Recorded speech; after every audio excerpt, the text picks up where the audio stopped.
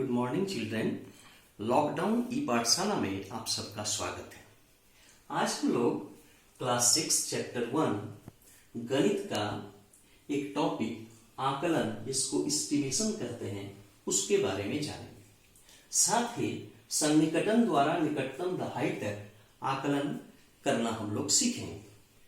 सबसे पहले जानते हैं आकलन क्या है। तो आकलन जानने के लिए हम लोग कुछ आंकड़ों पर चर्चा करते हैं।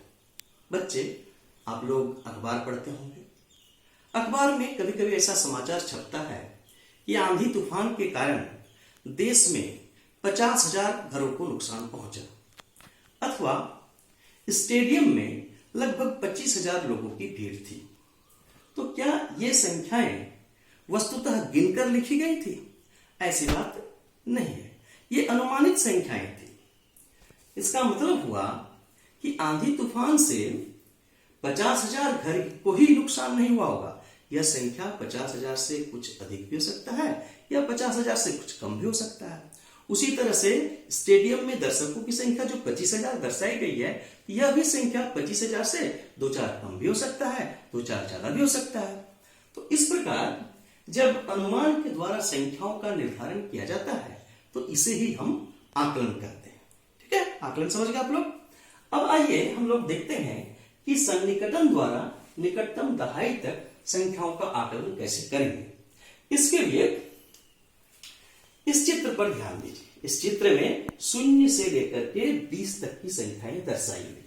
साथ ही संख्या 0 के पास एक गेंद है, संख्या 10 के पास एक गेंद है, संख्या 20 के पास एक गेंद है। और इन गेंदों को लेने के लिए 3 बच्चे ए बी सी टूट पड़ते हैं। ध्यान दीजिए, बच्चा ए संख्या 3 के नजदीक है, बच्चा बी संख्या 7 के नजदीक है और सी 17 के नजदीक है। सबसे पहले ए देखिए, ए संख्या 3 के पास है और संख्या 3 0 और 10 के बीच है। एक गेंद 0 के पास है, एक गेंद 10 के पास है। ये किधर जाएगा? अगर इधर जाता है, राइट साइड में जाता है, इसको 1 2 3 4 5 6 7 कदम आना पड़ेगा। अगर लेफ्ट में आता है तो 1 2 3 कदम में ही पहुंच जाता है। निश्चित रूप से ए इधर जाना चाहेगा। इस तरह से हम लोग जब निकटतम दहाई तक 3 का आकलन करेंगे तो 0 करेंगे। ओके, अब देखिए संख्या 7 के पास जो बच्चा है बी अगर इस गेंद को लेना चाहे तो इसके लिए 1 2 3 मात्र 3 कदम आना पड़ता है। और अगर इस गेंद को लेना चाहे तो 1 2 3 4 5 6 7 कदम। क्या करेगा बी? तो 10 के पास जो गेंद है उसी को लेना चाहेगा। तो इस तरह से संख्या 10 का जो हम लोग निकटतम दहाई तक आकलन करेंगे, संख्या 7 का तो 10 हो जाएगा। ठीक है, 0 नहीं करना है। अब आइए सी क्या करता है। सी किस संख्या के नजदीक है? तो सी 17 के नजदीक है। अब 17 10 और 20 के बीच की एक संख्या है। 10 के पास एक गेंद है, 20 के पास एक गेंद है। अगर इधर आता है 10 के पास वाले गेंद को लेने के लिए बच्चा सी आ रहा है, तो उसको 1 कदम 2 कदम 3 कदम 4 कदम 5 कदम 6 कदम 7 कदम पीछे आना पड़ता है। और 20 के पास आने के लिए मात्र 1 2 3। तो बताइए 17 20 के ज्यादा नजदीक है कि 10 के नजदीक है? तो निश्चित रूप से संख्या 17 20 के ज्यादा नजदीक है। तो 17 का जब हम लोग निकटतम दहाई तक आकलन करेंगे तो 20 करेंगे। इसी तरह से और संख्याओं का हम लोग निकटतम दहाई तक आकलन कर सकते हैं। अब हम लोग करते हैं संख्या 11। तो संख्या 11 देखिए, ये 10 और 20 के बीच की एक संख्या है। क्या आप बता सकते हैं संख्या 11 10 के ज्यादा नजदीक है कि 20 के ज्यादा नजदीक है?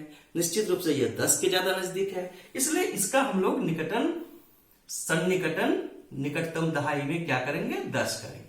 ओके, यहां देखिए एक संख्या कितनी है? 62। ये संख्या 62 है। और संख्या 62 60 और 70 के बीच की संख्या है। 60 और 70 के बीच की संख्या है। किससे ज्यादा नजदीक है? तो 60 के ज्यादा नजदीक है। इसलिए इसका हम लोग सन्निकटन 60 में करेंगे।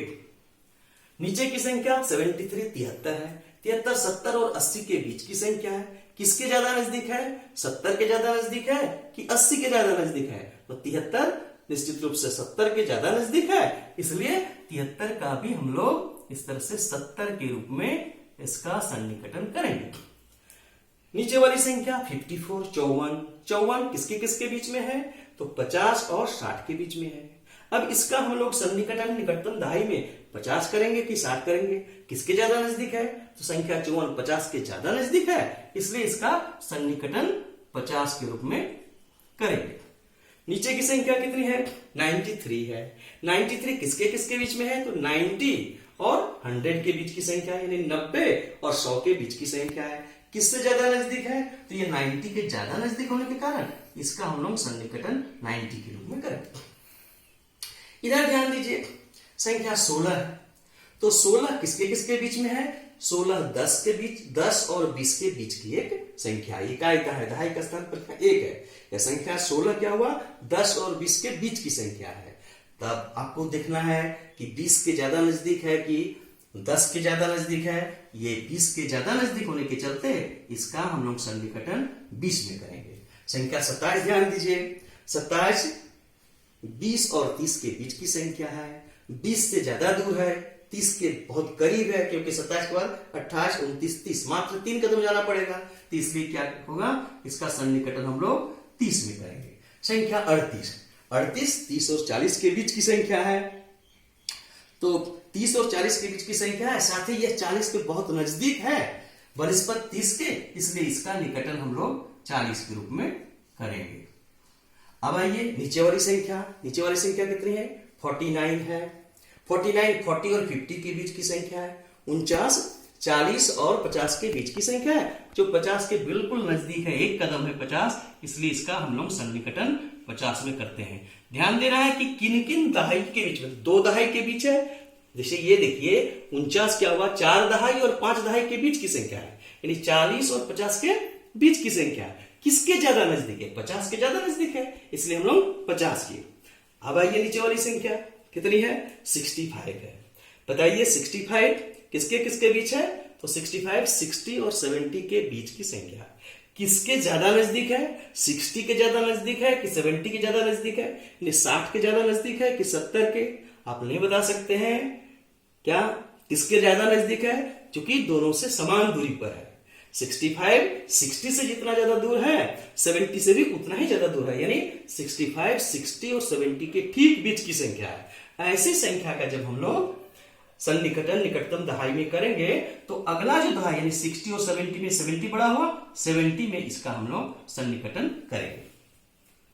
अब ये जो आपको बताया कि किसके किसके नजदीक है और किस तरह से हम लोग करेंगे, जिसके ज्यादा नजदीक है, जैसे 11 बताए थे कि 11 10 और 20 के बीच है और 10 के ज्यादा नजदीक है, इसलिए हम लोग 10 में किए, 62 का 60 में किए।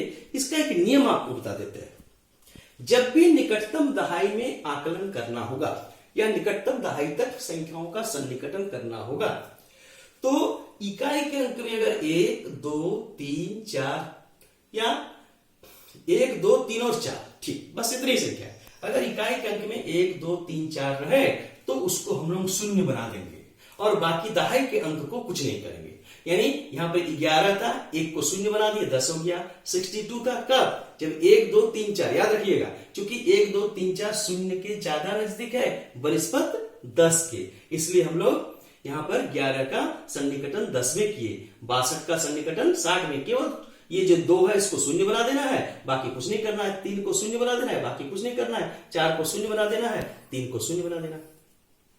अब आइए अन्य यदि अंक रहे, यानी इकाई के अंक पर 5 रहे, 6 रहे, 7 रहे, 8 रहे, 9 रहे, तो ऐसी अवस्था में भी हम लोग शून्य बनाएंगे। उसको इकाई के अंक को शून्य बनाएंगे, लेकिन जो दहाई का अंक है उसको 1 बढ़ा देंगे, यानी 1 को 2 बना देंगे, 2 को 3 बना देंगे, 3 को 4 बना देंगे, 4 को 5 बना देंगे और 6 को 7 बना देंगे। कब? जब इकाई के अंक में 5 6 7 8 9 रहे। ऐसा क्यों करते हैं?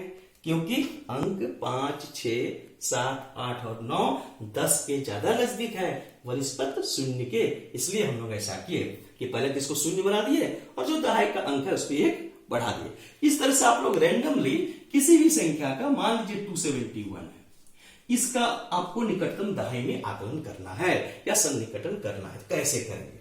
यहाँ इकाई दहाई, दहाई का स्थान पर कितना है? 7 है, यानी संख्या 271 वास्तव में 270 और 280 के बीच की संख्या है। जैसा आपको बताया कि इकाई का अंक में 1 2 3 4 रहे तो उसको शून्य बना देना है, यानी इसको शून्य बनाएंगे और बाकी को कुछ नहीं करेंगे, तो इसका हम लोग सन्निकटन क्या हो जाएगा, 270 हो जाएगा। एक दूसरी संख्या लेते हैं 746, ठीक है।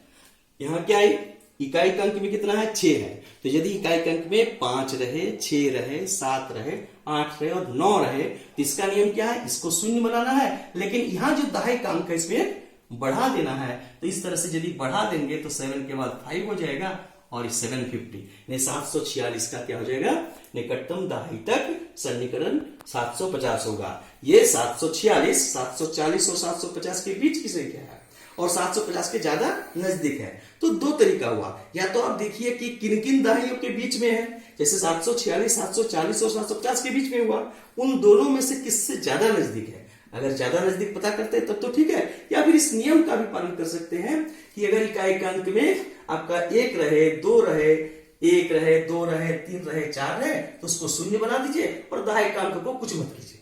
और यदि इकाई का अंक 5 रहे, 6 रहे, 7 रहे, 8 रहे, 9 रहे, तो उस अवस्था में उसको शून्य बना देंगे, लेकिन जो दहाई का अंक है, जो दहाई का अंक है, जैसे यहाँ पर 1 था उसको 2 बना दिए, 2 था उसको 3 बना दिए, 3 था इसको 4 बना दिए, 4 को 5, 6 को 7। इस तरह से हम लोग निकटतम दहाई तक संख्याओं का आकलन करना सीख गए। आप घर पर अधिक से अधिक संख्याओं को लेकर के निकटतम दहाई तक आकलन करेंगे।